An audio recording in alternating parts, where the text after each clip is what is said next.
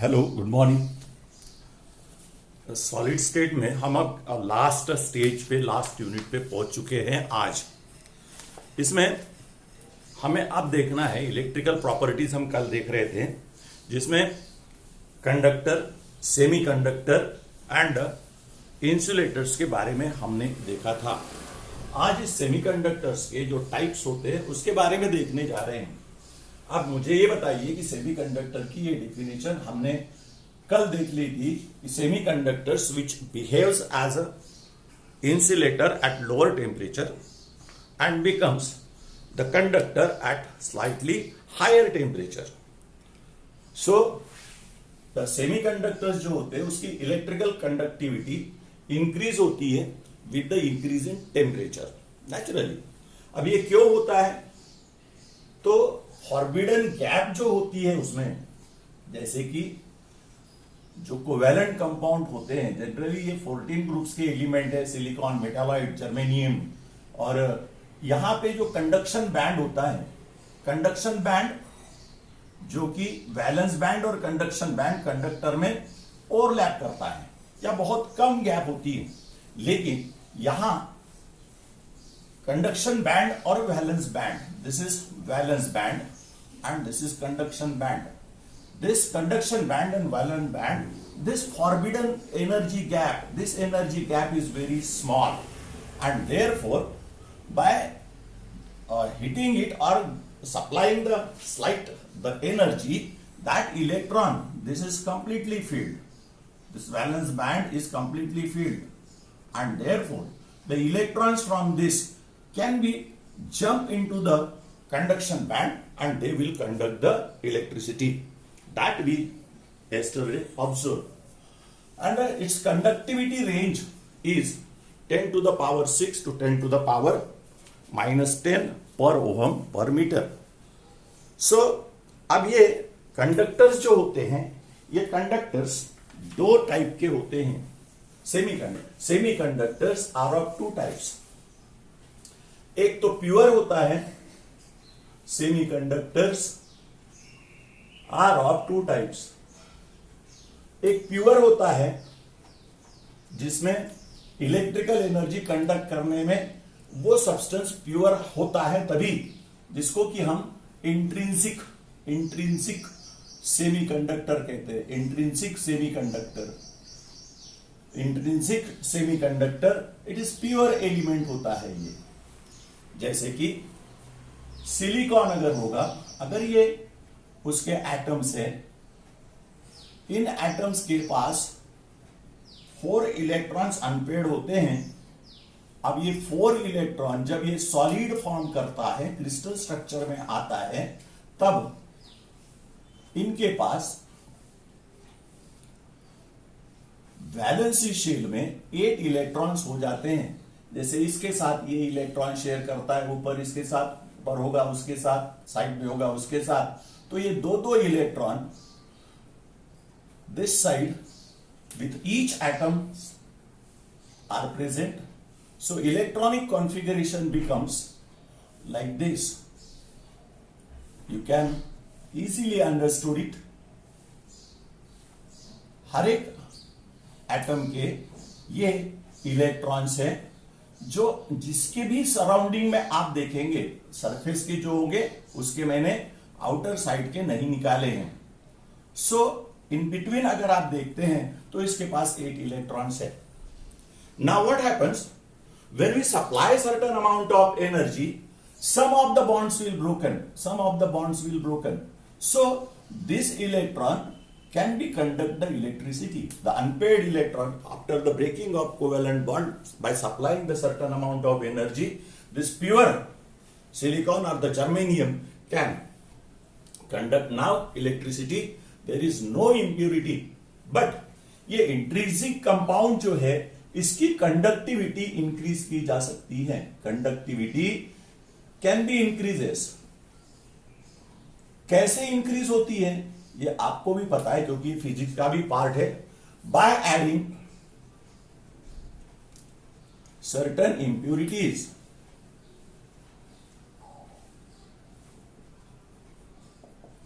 Certain impurity इसमें अगर add कर देते हैं तो इनकी कंडक्टिविटी बढ़ जाती है।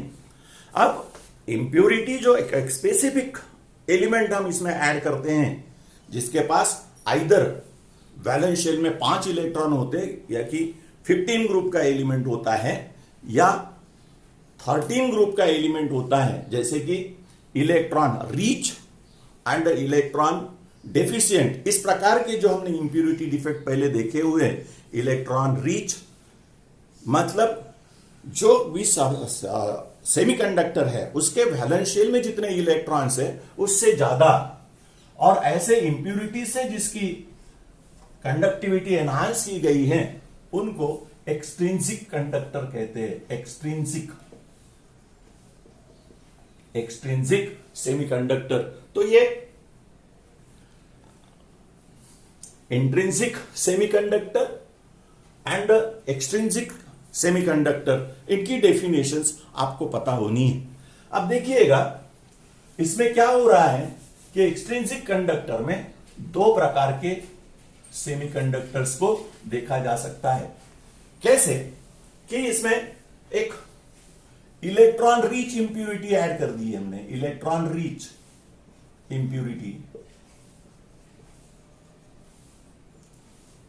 जैसे ये सिलिकॉन है, सिलिकॉन का ये क्रिस्टल स्ट्रक्चर है,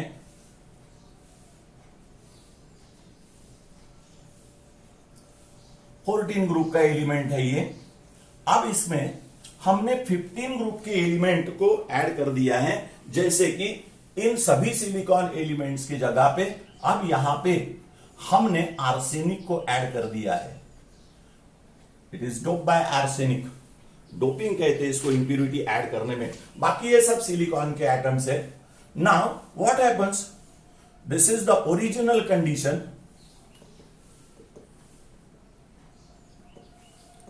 of the electron pairs here,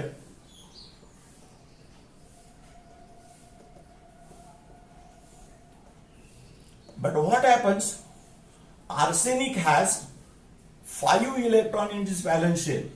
एक ये इलेक्ट्रॉन इसका, एक ये इलेक्ट्रॉन इसका, एक इलेक्ट्रॉन इस एटम का, एक इलेक्ट्रॉन इस एटम का, और बाकी ये 4 इलेक्ट्रॉन्स ये आर्सेनिक के हो गए। लेकिन इसके पास एक और इलेक्ट्रॉन है जो कि ये फ्री रहेगा यहां पे, इसके साथ बॉन्ड बनाने के लिए सिलिकॉन एटम के पास अब कोई इलेक्ट्रॉन नहीं है। सो ये जो अनपेयर्ड इलेक्ट्रॉन बच जाएगा यहां पे, that unpaired electron, now when you connect this semiconductor with the external circuit, that the current is flowing through this electron rich impurity with the free electron। अब इसमें होता क्या है कि इसके conduction band and impurity conduction band and valence band अगर देखेंगे तो ये वैलेंस बैंड में इसके पास पहले ही फिलअप वैलेंस बैंड था, उसमें हमने आर्सेनिक को जब ऐड कर दिया तो आर्सेनिक को ऐड करने के बाद एक एक्स्ट्रा इलेक्ट्रॉन इस कंडक्शन बैंड में पहले ही आ गया है। सो नेचुरली ये एक्स्ट्रा इलेक्ट्रॉन इसमें आने की वजह से इसकी कंडक्टिविटी ये बढ़ चुकी है। As in this type of semiconductor the current is flow, current is passed through this via the electron, so it is called as the n-type semiconductor। n-type semiconductor ये हो गया आपका इलेक्ट्रॉन रिच इंप्यूरिटी ऐड करने के बाद। Okay, 14 group के element में हम 15 ग्रुप की इंप्यूरिटी इसमें मिलाते हैं। ऑलराइट, वो एक्स्ट्रा इलेक्ट्रॉन यहां आ चुका है। Do you understand this?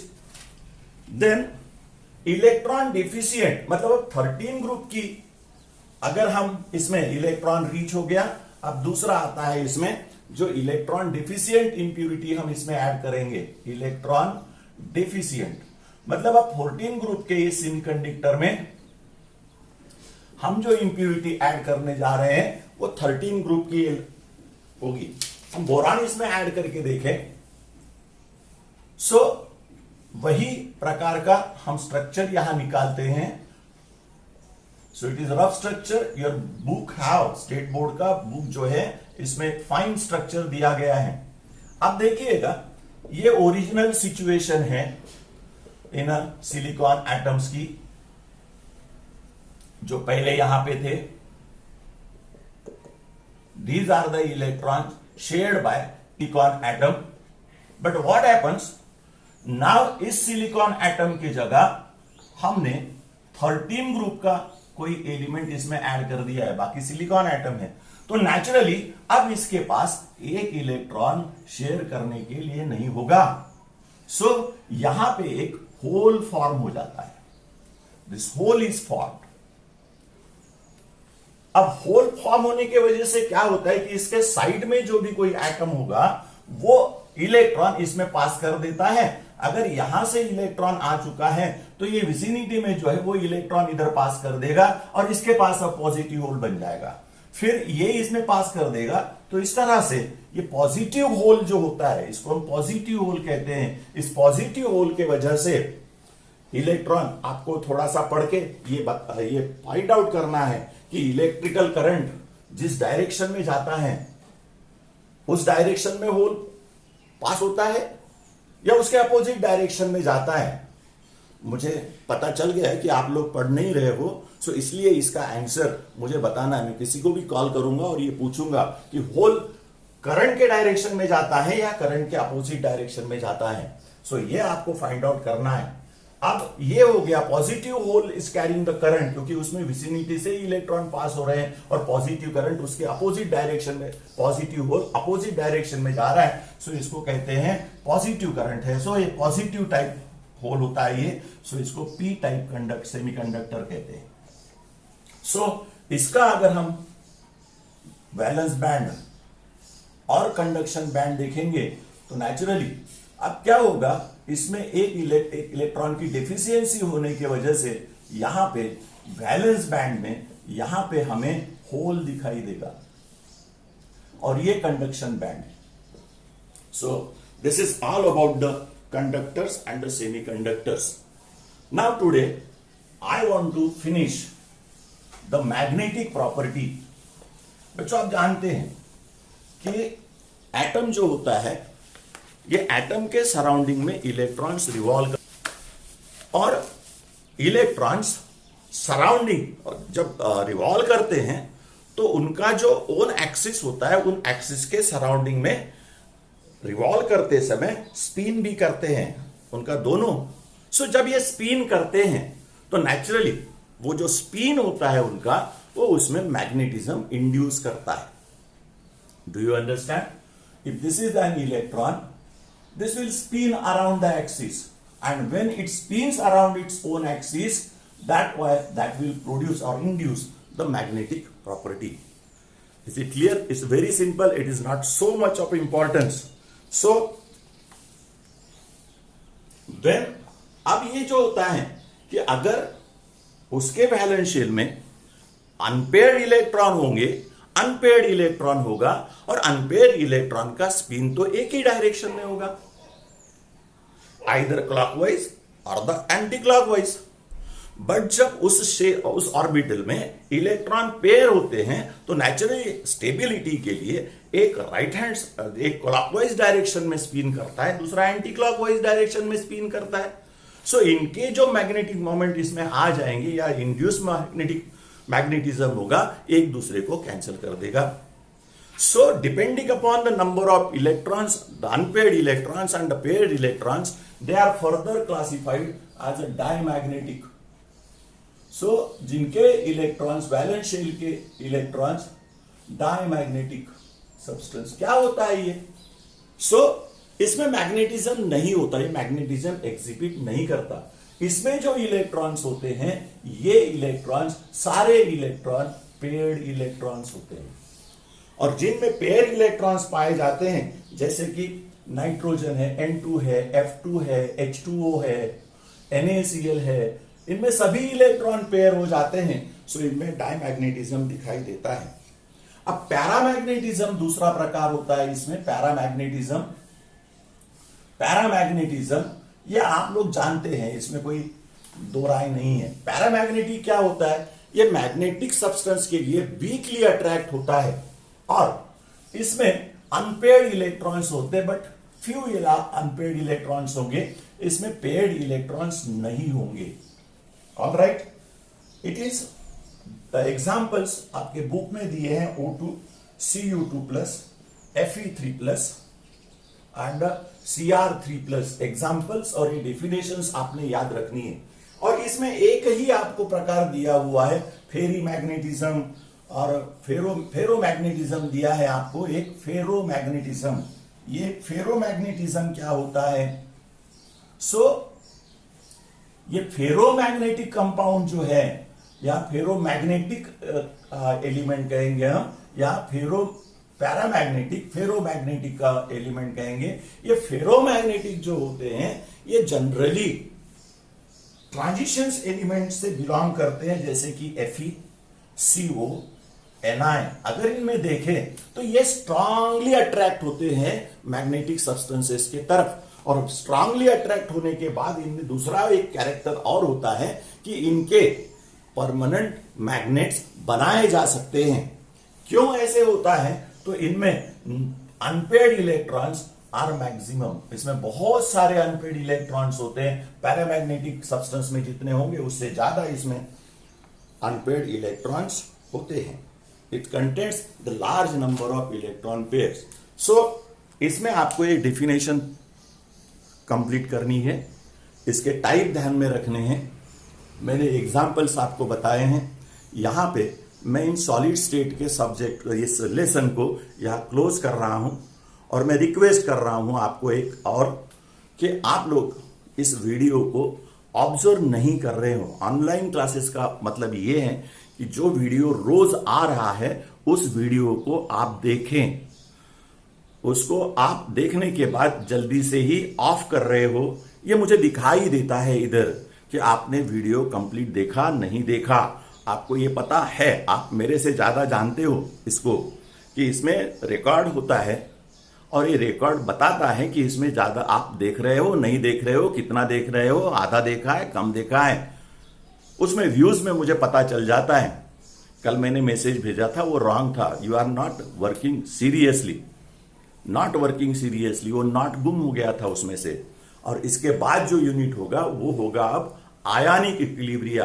और आयनिक इक्विलिब्रिया की क्लासरूम में जब हमारे क्लास होंगे तब मिल जाएगा। अभी आपके पास बुक्स के PDF है, उस PDF के साथ आपको जाना है, और जितने भी मैटर मैं यहां पे दूंगा उसके क्वेश्चंस और आंसर आपको रेडी रखने हैं। सॉलिड स्टेट के, सॉल्यूशंस के, थर्मोडायनेमिक्स के। और उसके बाद जो नया लेसन शुरू करने जा रहा हूं उसके तरफ ज्यादा ध्यान दीजिएगा। आई थिंक 11th में आपने केमिकल इक्विलिब्रिया थोड़ा सा पढ़ा होगा तो आपको समझ में आ जाएगा। अगर आपने कुछ भी नहीं पढ़ा होगा तो इसमें आपको दिक्कत जाएगी। सो बी अवेयर। और ये और ध्यान में रखिए, लॉकडाउन खत्म होने के बाद यहां जो मैं रोज वीडियो आपके लिए भेज रहा हूं व्हाट्सएप पे, ये रिपीट नहीं होगा। Thank you very much.